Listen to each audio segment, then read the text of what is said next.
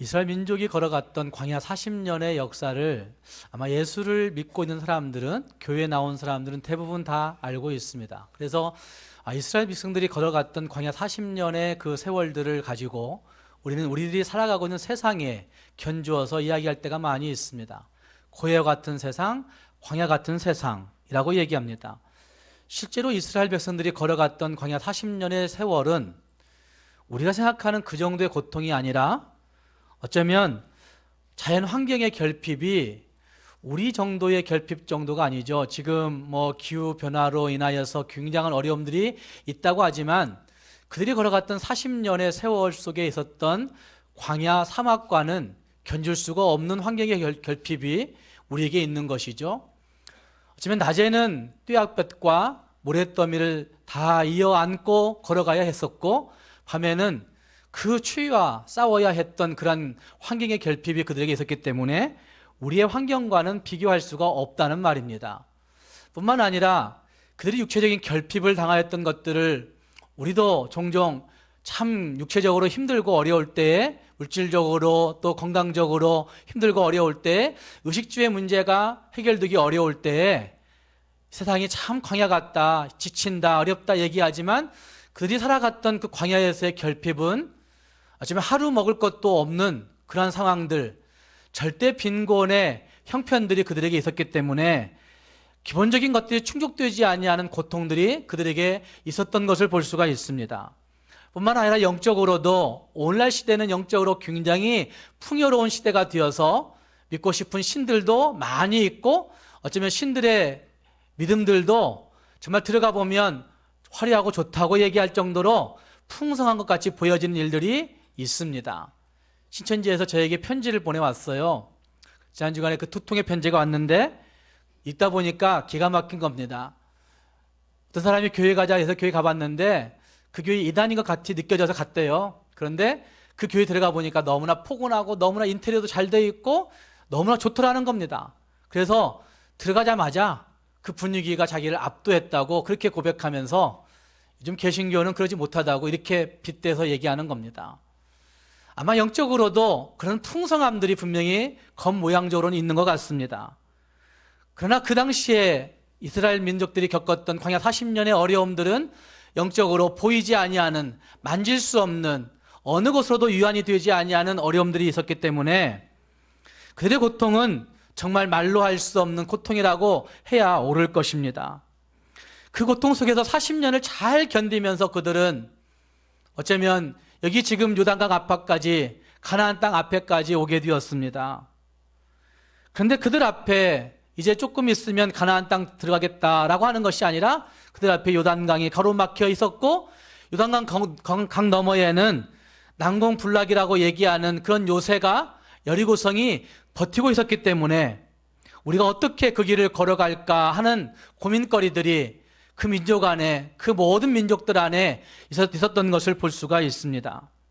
다시 말해서 광야의 통과가 끝이 아니고, 광야만 건너가면 끝이라 생각했는데 그것이 끝이 아니고 다시 영적인 전쟁이 시작되는 가나안이 그들 앞에 놓여 있다고 하는 사실들을 여기에서 보여내고 있는 것입니다. 함께 읽은 말씀, 4절 말씀에 이런 말씀이 등장합니다. 그러나 너희와 그 사이 거리가 2000규빗쯤 되게 하고 그것에 가까이 하지는 말라. 그리하면 너희가 행할 길을 알리니 너희가 이전에 지나보지 못한 길을 가게 된다고 하는 말씀을 거기에서 하고 있는 것을 볼 수 있습니다. 너희가 이전에 이 길을 지나보지 못하였음이니라 라고 하는 말씀. 어쩌면 이 말씀은 옛날에는 가보지 못한 길이라, 처음 발을 내딛는 길이라, 이런 의미를 가지고 있을 것입니다. 아직 한 번도 가보지 않은 땅에 그들이 두려움을 가지고, 불안을 가지고, 좀 염려를 가지고 그 땅을 바라보고 있는 것이죠. 아직 한 번도 경험해보지 않은 그 시간을 보면서 괜한 염려 가운데 그들은 벌벌 떨고 있는 형태 가운데 있을 수 있다는 말입니다. 어쩌면 우리도 지금 아직 한 번도 가보지 않은 2019년을 바라보면서 2019년 어떻게 살아야 될까? 어떻게 가야 할까? 어떻게 계획해야 될까? 어떤 방법으로 살아야 될까? 무엇으로 살아야 될까? 여러 가지 고민거리들이 여러분들에게 있을 수 있습니다. 이전에 가보지 않은 그 길에서 어떻게 살아야 될까 고민하고 있는 우리들에게 오늘의 말씀은 하나님이 두 가지 요구와 두 가지 약속으로 우리에게 제시하고 있는 것을 볼 수 있습니다. 가보지 않은 길, 밟아보지 않은 길, 우리가 아직 살아보지 않은 그 길을 가는 우리들에게 하나님은 두 가지의 주제를 가지고 말씀하시면서 이렇게 하라, 그러면 이렇게 해주신다라고 약속하고 있는 말씀이 여기에 있다는 말입니다. 오늘 이 말씀을 같이 생각해 보시면서 우리 모두가 가보지 않은 그 길에서 어떻게 살아야 될까 고민하고 염려하기보다는 주님이 주신 그 말씀을 따라 삶으로 말미암아 하나님이 주시는 그 약속을 풍족하게 누릴 수 있는 저와 여러분이 될 수 있기를 주님의 이름으로 축복합니다. 먼저 읽었던 말씀 가운데 보시면 5절 말씀에 이런 요구와 이런 약속이 등장합니다. 자신을 성결하게 하라, 그리하면 내일 너희 가운데 기이한 일들을 행하시리라 라고 말씀하십니다. 기이한 일이란 말씀은 기적이에요, 기적. 그래서 저는 자신을 성결하게 하라, 그리하면 하나님이 기적을 행하시리라, 이렇게 요약해 보았습니다. 우리에게 요구하시는 것은 무엇이에요? 자신을 성결하게 하라, 그리하면 하나님이 뭐 어떤 약속 주세요? 기적을 베푸신다고 약속하십니다. 우리는 기적만을 쫓아 행할 때가 많습니다. 그러나 기적은 하나님 편의 것이고 어쩌면 믿음은 우리 편에 있다고 한 사실들을 보아야 됩니다. 지금 이스라엘 백성들에게 당면한 문제는 200만이 넘는 백성들이 어떻게 요단강을 건너갈 것인가 하는 문제입니다. 특별히 이스라엘 백성들이 지금 요단강에 서 있을 그때의 시기에는 1년 중에 물살이 가장 빠른 시기라고 얘기합니다. 그리고 지금보다는 훨씬 더 수량이 많았을 것으로 그렇게 해석학자들은 추측합니다. 지금은 요단강이 물이 많이 흐르지 않아서 가본 사람들의 얘기로 의하면 그냥 무릎 조금 넘어갈 정도로, 그래서 그냥 자박자박 건너갈 수 있는 그런 강이 요단강이라고 얘기합니다. 그러나 3,500여 년 전에 요단강은 분명히 넘실거리는 물이 있었을 것이고, 그리고 인력으로는 건너갈 수 없는 강이었기 때문에 사람들이 그 강을 앞에 놓고도 염려하고 있는 것이죠. 또 이렇게 볼 때 백성들은 지도자들에게 요단강을 건널 수 있는 방법을 요구했을 것입니다. 요단강을 어떻게 건너갈 수 있는지, 200만 명이나 되는 사람들을 어떻게 건너게 할 것인지 계획안을 내라고, 어떻게 할 것인지 우리에게 방향을 제시해달라고 아마 요구했을 것입니다. 그런데 하나님은 여호수아를 통하여서, 그 백성을 이끌고 있는 여호수아를 통하여서 그 백성들에게 내 방법은 성결이야, 이렇게 말씀하고 있는 거죠. 하나님의 방법은 무엇이라고요? 성결이라고 말씀하고 있는 겁니다.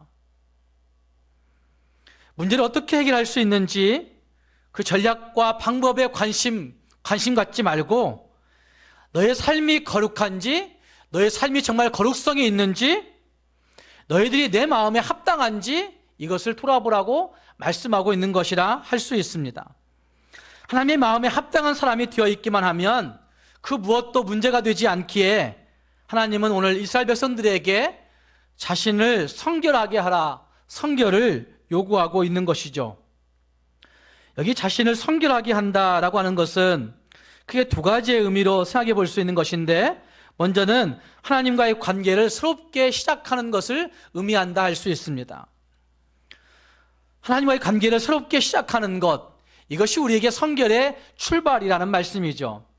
창세기 35장 2절 말씀 이하에 보면 야곱과 그의 가족이 베델을 회복하기 전에 하나님께서 그들에게 의복을 바꾸어 입으라 라고 명령하고 있는 말씀이 거기에 등장하고 있습니다.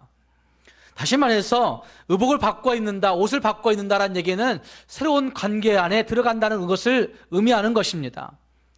그래서 야곱과 그의 가족들에게 하나님은 하나님과의 관계를 새롭게 하기 위해서 그곳에서 너희들이 이전에 입었던 옷들을 다 벗어버리고 새로운 옷을 입으라고 그렇게 요구하고 있는 것이죠. 그래서 그들은 그곳에서 다 버리고 다 묻고 다 정결케 하고 의복을 갈아입는 것입니다. 하나님 앞에서 하나님이 입혀주시는 그 의복을 새롭게 입는 것이죠. 어쩌면 하나님께서 우리에게 요구하시는 것도 이것이라고 생각합니다. 왜 우리가 새해 첫날에 신년 감사 예배를 드리면서 성찬식을 다시 행합니까? 성찬식은 우리의 죄를 돌아보고 우리가 어떻게 예수 그리스도와 연합되었는지, 우리가 어떻게 예수 그리스도와 하나 되었는지 그 관계를 새롭게 하는 의식이 성찬식입니다. 그래서 그 성찬식을 하면서 내가 하나님과의 이 은혜의 관계에 새롭게 되었구나 확신하게 되는 것이죠. 하나님은 우리의 이 성결을 요구하고 있다는 말입니다. 또 한 가지는 하나님을 가까이 하는 죄 청산을 요구하고 있는 예식이 자신을 성결하게 한다라는 의미 가운데 있습니다. 야고보서 4장 8절 말씀에는 하나님을 가까이 하라라고 한 명령을 주고 있는데, 이 가까이 하라고 하는 명령 가운데 잘 읽어보시면 죄인들아 손을 깨끗이 하라라고 한 명령과 두 마음을 품은 자들아 마음을 성결하게 하라라고 하는 말씀이 같이 주어지고 있는 것을 볼 수가 있습니다. 다시 말해서 하나님을 가까이 한다고 하는 사실은 두 가지가 필요한 것인데, 한 가지는 죄를 정결하게 하는 것, 죄를 회개하는 것, 죄를 씻어버리는 것, 이것이 필요한 것이고, 또 한 가지는 마음을 성결하게 하는 것, 이것이 필요하다는 사실을 야고보서 4장 8절 말씀은 보여내고 있습니다. 즉 하나님을 가까이 한다라고 하는 말씀은 회개하라는 말씀이시고, 어쩌면 우리가 자신을 스스로 성결하게 한다는 말씀은 하나님 앞에 회개하지 않고는 안 된다는 사실을 분명히 해주고 있는 말씀이 이 말씀이라 할 수가 있습니다. 어쩌면 하나님과의 관계 속에서 벽이 되고 있는 것들을, 하나님과의 관계 속에서 우리를 가로막고 있는 것들을 청산할 때에야 하나님과의 관계가 새롭게 되어지고, 그때에야 하나님의 도우심을 힘입을 수 있는 존재가 될 수 있기 때문에 하나님 앞에 성결하게 하라라고 말씀하고 있다고 할 수가 있습니다. 따라서 성결하게 한다는 것은 이제까지 그들이 가지고 있던 모든 풍습들을, 모든 죄의 경험들을, 40년 동안 짊어지고 왔던 죄의 그 습관들을 버리라는 것입니다. 거룩하신 하나님과 함께할 수 없는 그 모든 것들을 다 버리는 것입니다. 외적인 거룩만을 의미하는 것이 아니라 내적인 거룩을 포함하고 있는 것입니다. 여기 스스로 성결하게 하라는 얘기는 어떤 의식에 국한되지 아니하고 마음과 생각을 비워서 초기화시키는 것을 의미하는 것입니다. 지난 주간에 아들이 가지고 있었던 외장하드가 문제가 생겼습니다. 근데 외장하드의 단점은 그 외장하드가 문제가 생기면 복구가 불가능하다는 데 문제가 있습니다. 복구센터에 가봤더니 이걸 다시 외장하드를 살릴 수는 없어요. 그러나 있던 데이터들을 한번 자기들이 백업은 시켜보겠다고 그렇게 얘기하더라고요. 그래서 백업은 받았어요. 그러나 그 외장하드 자체는 복구가 불가능하다는 겁니다. 그래서 새로운 외장하드를 그 업체가 다시 보내줬습니다. 초기화시킨 겁니다. 어쩌면 뼛속 깊이부터 우리 안에 의식적으로 깊이 들어와 있는 죄의 흔적들을 우리가 버릴 수 있느냐? 버릴 수가 없습니다. 우리는 그 죄의 흔적들을 가지고 항상 모든 것들을 대하는 그런 못된 습성들이 우리 안에 있습니다. 그래서 성결하게 한다는 말씀은 결국 우리가 가지고 있던 모든 것들을 버리고 하나님을 닮아가는 것들을 계속해서 실천해 나갈 때 조금씩 초기화되어져 가는 것이죠. 이전 것들이 없어지고 다시 하나님의 것들로 채워져 간다는 말씀입니다. 스카팩이라고 하는 정신과 의사가 있는데 뉴욕에서 열심히 활동하고 있는, 그리고 많은 베스트셀러를 쓴 작가이기도 하시죠. 그런데 이 스카팩은 아버지 부모님들은 퀘이커 교도로 기독교를 조금 접한 사람들이었고, 독실한 기독교인들은 아니었지만 퀘이커 교도로 기독교를 교육학 운동에서 펼쳐가던 사람들이 그의 부모였고, 그 부모에게 길림받은 그 스카팩 박사는 정신과 의사가 되고 나서 불교에 대해서 심취하였던 때가 76년 이즈음이라고 얘기합니다. 그래서 76년 이즈음에 불교와 이슬람에 심취되어 있었는데 76년에 쓴 책이 아직 가보지 않은 길이라고 한 책 처음작이에요. 그가 쓴 처음 작품인데, 아직 가보지 않은 길에 보면 그가 쓰고 있는 그 책의 주제들이 그 후에 쓴 책도 끝나지 않은 여행이라고 한 책이 있고, 그리고 그 후에 쓴 책은 그리고 저 너머에 라고 한 책을 썼는데 거의 다 같은 주제인 것 같은 느낌이 들지 않습니까? 첫 번째 쓴 책의 네 가지 챕터의 주제를 가지고 있는데, 그것은 첫 번째는 훈련이라고 한 주제이고, 두 번째는 사랑이라고 한 주제이고, 세 번째는 종교라고 한 주제이고, 네 번째는 은총이라고 한 주제를 가지고 그가 아직 가보지 않은 길, 아직도 가야 할 길이라고 한 책을 썼습니다. 아직도 가야 할 길이라고 한 책은 그가 기독교를 잘 알고 있지 못할 때 쓰여진 책인데도 불구하고, 그 후에 그가 4년 후에 76년에 그 책을 썼는데, 4년 후에 80년도에 그가 고백하기를 나는 기독교로 전향한다, 나는 기독교인이 된다라고 얘기했기 때문에 4년 동안의 경백이 있긴 하지만 76년에 쓰여지고 있는 그 아직도 가야 할 길이라는 책에서 그는 영적인 성장의 문제를 기독교가 얘기하고 있는 성화의 문제에 정확하게 비교해서 얘기하고 있는 것을 볼 수가 있습니다. 그래서 성화의 길이라고 하는 그 길을 찾아가는 많은 구도자들이 아직도 가야 할 길을 읽어야 된다고 얘기하고 있고, 심리를 다루는 많은 사람들이, 기독교 상담을 하는 많은 사람들이 이 책을 읽지 아니하고는 기독교 상담을 할 수 없다고 얘기할 정도로 고전적인 책이 되어 있는 것을 볼 수 있습니다. 근데 그가 얘기하고 있는 훈련, 사랑, 그리고 종교, 은총이라고 한 주제 가운데 마지막 주제 은총이라고 한 챕터에서 그는 은총을 가지고 우리가 봐야 할 가장 중요한 것이 무엇이냐면, 은총은 하나님을 닮아가게 한 도구라라고 얘기를 하고 있는 것을 볼 수가 있습니다. 다시 말해서 왜 성결하게 해야 되는 것인가? 왜 죄를 고백해야 되는 것인가? 왜 우리가 스스로 거룩성을 회복해야 되는 것인가? 그 이유는 은총을 받아 하나님을 닮아가는 데까지 이루어야 된다는 사실을 말하고 있는 것이죠. 조금 죄된 마음에 무엇 선한 것을 업그레이드 시키는 것 정도가 아닌 것이죠. 나는 종교적인 이런 행위로 조금 업그레이드된 삶을 살고 있어, 나는 종교적인 어떤 이런 행위를 말미암아 나는 조금 더 업데이트된 사람이야, 이런 정도의 얘기가 아니라, 은총이 내게 임하면 임할수록 내 죄된 것들을 버리고 하나님을 닮아가는 쪽이 훨씬 더 많아지는 삶을 살아가는 인생, 이것이 자신을 성결하게 하는 인생이라고 얘기할 수가 있다는 말입니다. 지난 삶을 뒤돌아보면 우리 힘으로 할 수 있는 일들이 많이 있었던 것 같습니다. 생각해 보시면 여러분들도 2018년들을 돌아보면 하나님 아니고도 내 힘으로, 내 지혜로 얼마든지 할 수 있었던 일이 있었다라고 생각하시는 분들도 많이 있을 것입니다. 그러나 또 생각해 보시면 우리 힘으로 안 되는 일들도 너무나 많이 있었던 것을 고백할 수밖에 없습니다. 내가 할 수 없는 일들, 내 힘의 영역에 벗어난 일들이 너무나 많이 있는 거죠. 그런데 우리는 그것들을 자꾸 내 힘의 영역 안에 들어오려고, 끌어다 놓으려고 발버둥 치다 보니까 결국은 자기 욕심에 겨워서, 자기 혈기에 겨워서 넘어진 일들도 많이 있는 겁니다.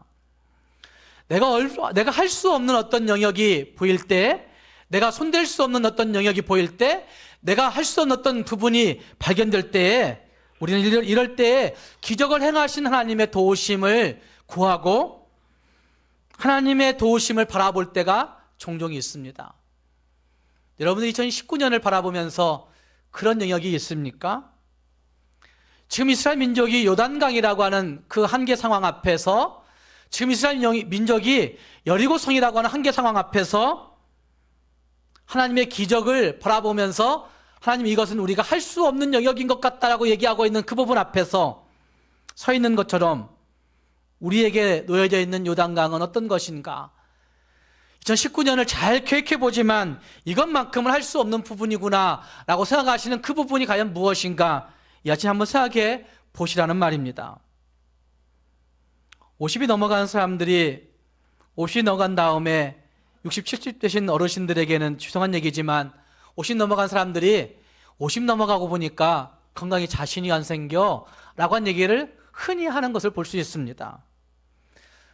50전까지는 그래도 믿었던 건강이었는데, 내가 열심히 운동하면 근력도 생기고 내가 할 수 있을 거라 생각했는데 50 넘어가면 자기 노력으로도 잘 안 되는 부분이 건강의 영역에 치닫는다는 말입니다. 그렇게 건강을 갑자기 잃어버렸을 때 우리는 모든 것이 다 날아가는 것 같은, 없어진 것 같은 한계 상황을 경험하게 됩니다.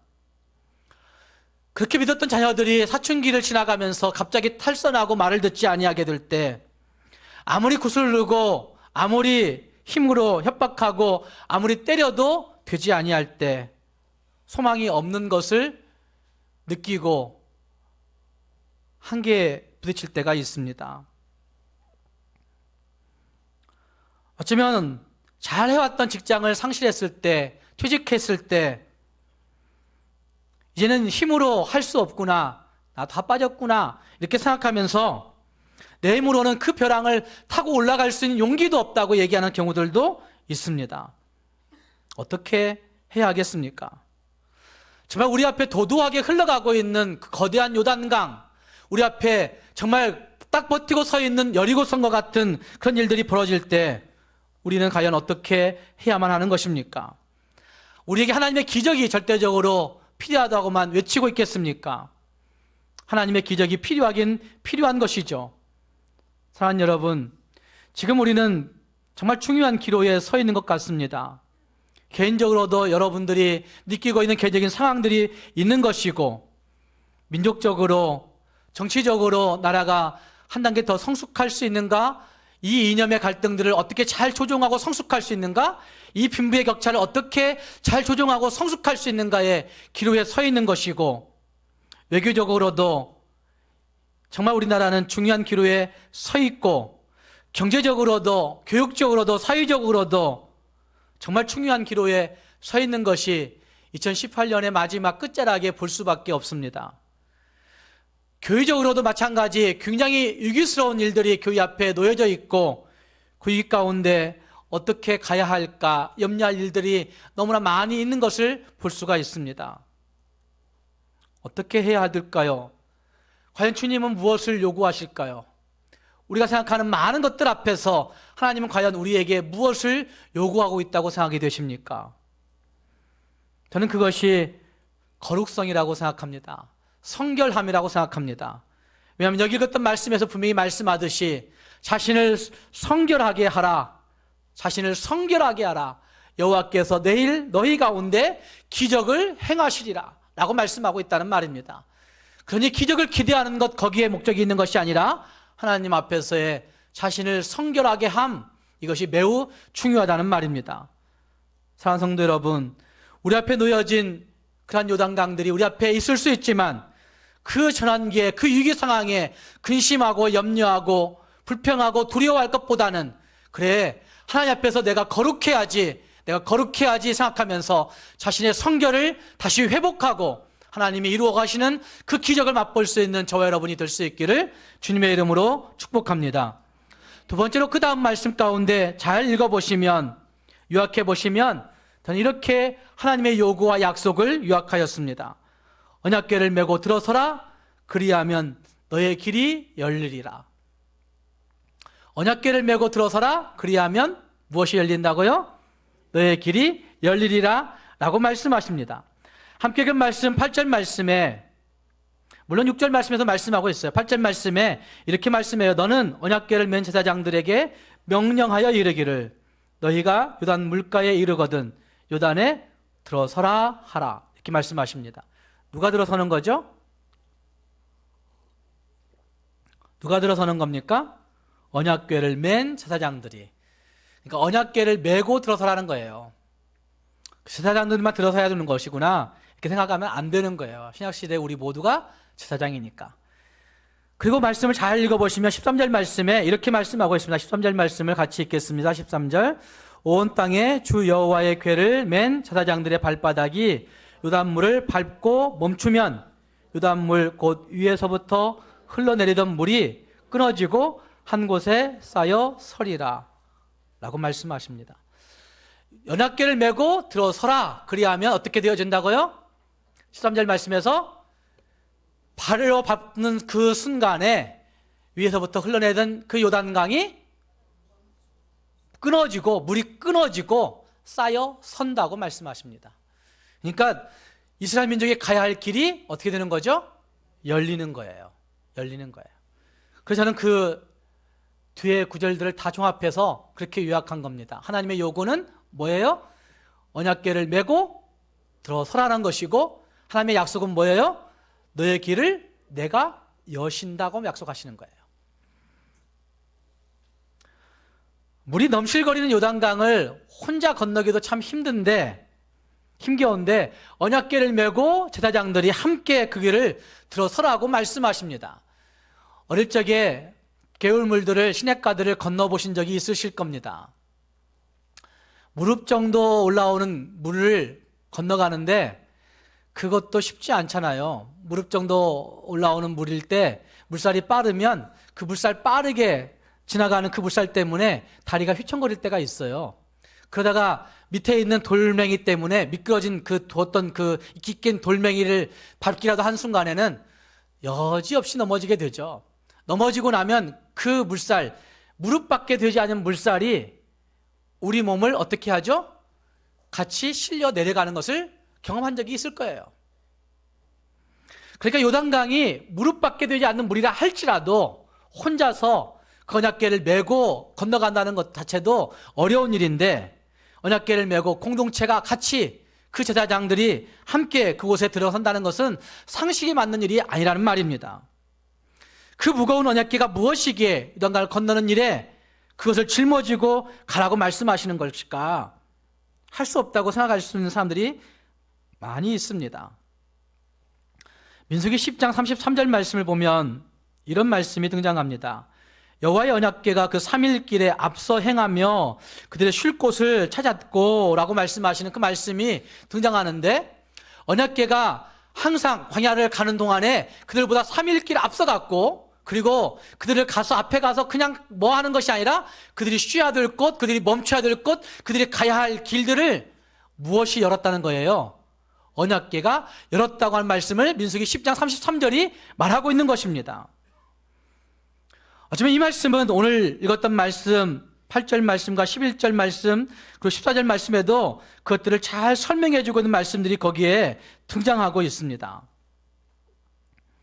함께 그 말씀 가운데 잘 살펴보시면 서다라고 하는 말씀이 4번 반복되고 있습니다. 8절 말씀에서 언약궤를 맨 제사장들이 그 물에 들어서고 있습니다. 들어서라 하니까 선다라고 말씀하고 있습니다. 그리고 13절 말씀에 물이 멈춰 섰다고 말씀하고 있습니다. 그리고 16절 말씀에 흘러대던 물이 그쳐 섰다고 말씀하고 있습니다. 그리고 17절 말씀에 언약궤가 강 가운데 어떻게 있었어요? 굳게 서 있었다고 얘기하고 있습니다. 17절 말씀을 보시면. 그러니까 언약궤가 서 있는 곳에 무엇이 서는 거예요? 물이 서는 거예요. 언약궤가 서 있는 곳에 길이 열리는 것이에요. 이것을 언약궤가 가는 길 가운데 밝혀주고 있는 것이 민수기서의 말씀과 여호수아의 말씀 가운데 나타나고 있는 것입니다. 언약궤는 법궤라는 이름으로 불려졌는데 언약궤가 무엇이기에 이런 능력이 나타난 것일까요? 언약궤가 무엇이기에 우리가 메고 짊어지고 마음에 새기고 마음에 품고 가야 되는 것입니까? 언약궤는 두 개의 상징을 잘 보여주지 않습니까? 하나는 하나님의 함께하심을 상징적으로 보여주는 것이고, 또 한 가지는 하나님의 말씀하심을 상징으로 보여주는 것이 언약궤입니다. 언약궤 안에, 그 법궤 안에 무엇이 있었습니까? 기억하십니까? 언약궤 법궤 안에는 그 쌍난 지팡이, 아론의 쌍난 지팡이가 있었고, 그리고 이스라엘 민족이 건너왔던 그 광야 40년 동안 먹었던 만나가 있었고, 그리고 또 한 가지는 그곳에 십계명의 두 돌판이 있었습니다. 십계명의 두 돌판은 하나님의 말씀하심을 가장 집약해서 잘 보여주고 있는 말씀하심이 거기에 요약되어 있는 것이죠. 그러니까 언약궤 법궤는 하나님의 말씀하심과, 그리고 두 번째는 하나님의 함께하심이 상징적으로 보여주고 있는 중요한 도구라고 얘기할 수가 있다는 말입니다.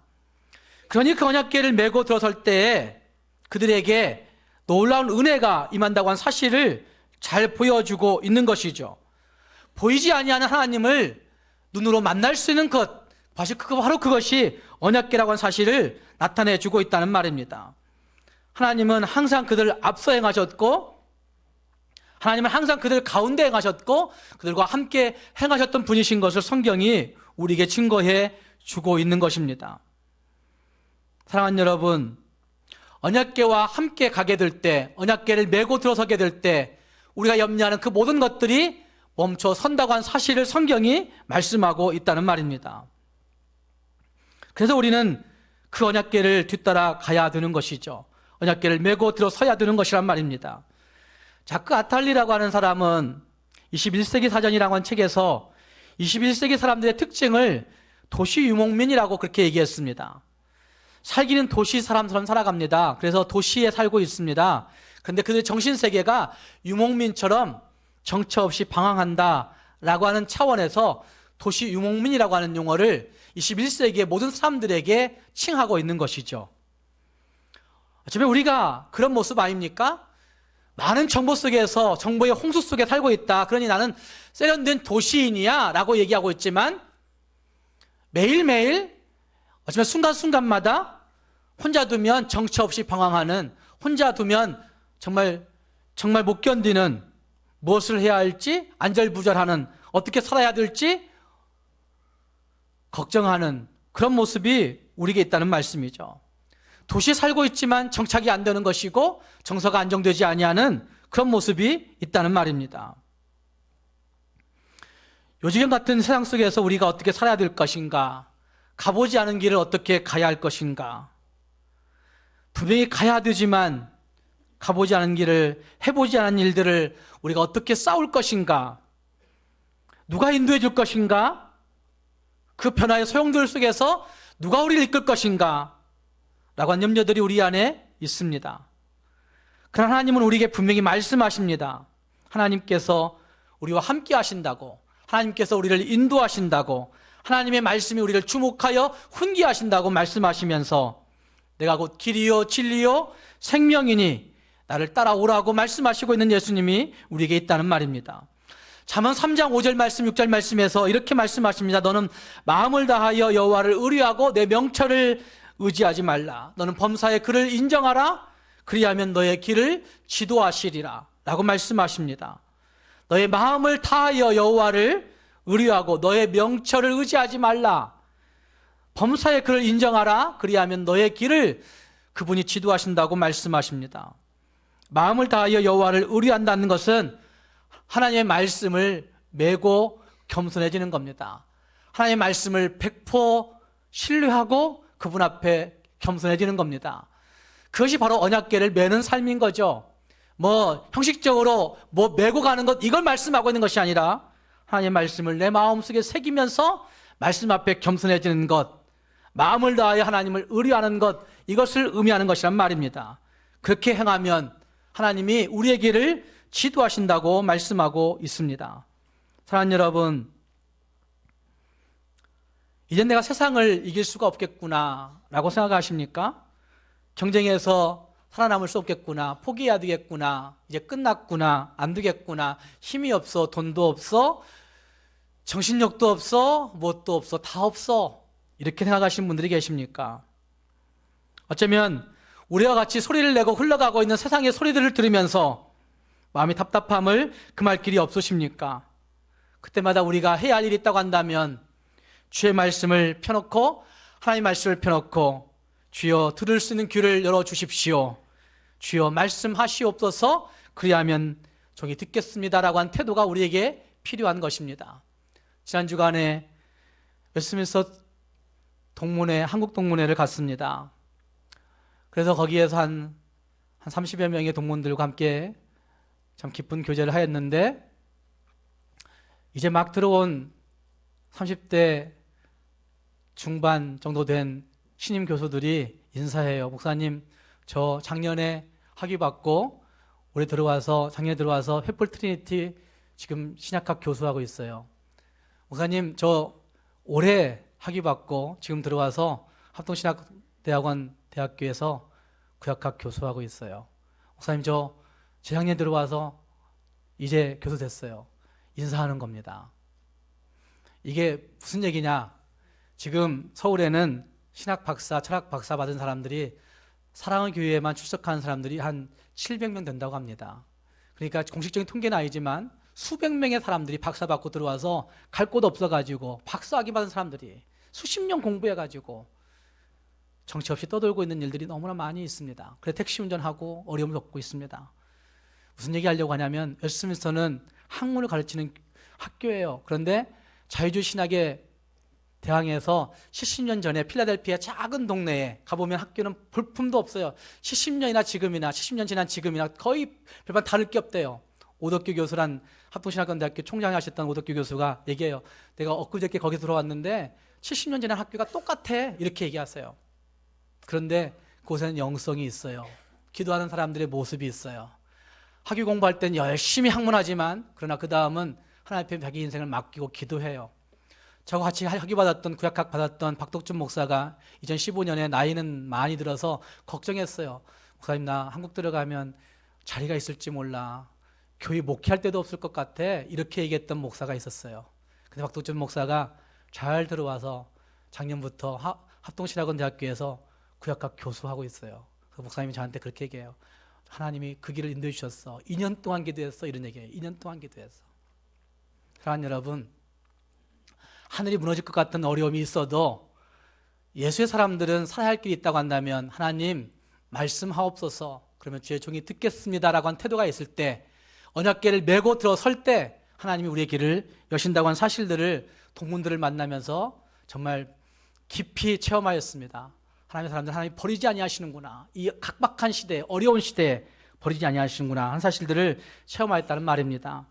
사랑하는 성도 여러분, 암담한 상황에 빠질 때마다 염려, 두려움, 불안보다는 하나님 말씀 펴놓고 적어도 주의 말씀 선포되었던 말씀들 주일에 주보를 펴놓고 다시 하나님 주의 말씀으로 내게 말씀해 주십시오. 그러면 주의 종이 듣겠습니다 라고 한 태도를 가지고 나아가 하나님이 우리의 길을 여시고 인도하시는 것들을 체험할 수 있는 저와 여러분이 될 수 있기를 주님의 이름으로 축복합니다.